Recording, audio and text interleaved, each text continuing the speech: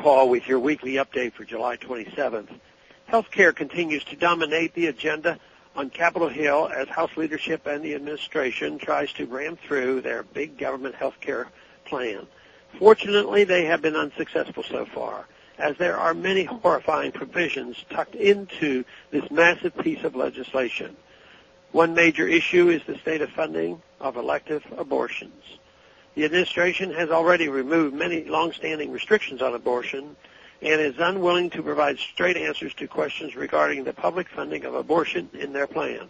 This is deeply troubling for those of us who do not want taxpayer dollars funding abortions. Forcing pro-life taxpayers to subsidize abortion is evil and tyrannical. I have introduced the Taxpayers Freedom of Conscience Act, H.R. 1233, which forbids the use of any taxpayers' funds for abortion, both here and overseas. The most basic function of government is to protect life. It is unconscionable that government would enable the taking of it. However, this is to be expected when government oversteps its constitutional bounds instead of protecting rights. When government supersedes this very limited role, it cannot help but advance the moral agenda of whoever is in power at the time at the expense of the rights of others. Free people should be left alone to follow their conscience and to determine their own lifestyle as long as they do not interfere with other people doing the same.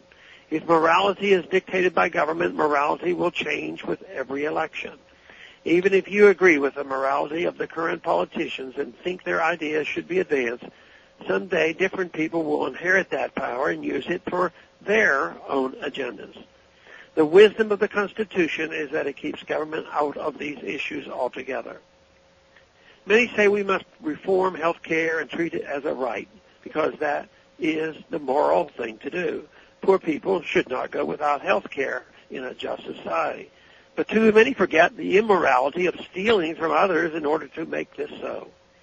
They also forget the morality and compassion that naturally exists in communities when government is not fomenting class warfare with wealth redistribution programs.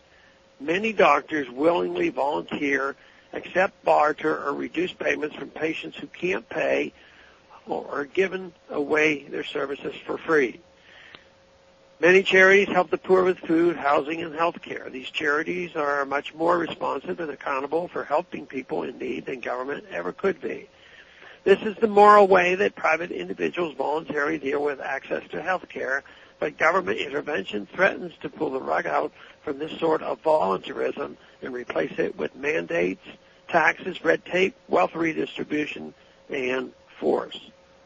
The fact that the national health care overhaul could force taxpayers to subsidize abortions and may even force private insurers to cover abortions is more reason that this bill and the ideas behind it are neither constitutional, moral, nor in the American people's best interest.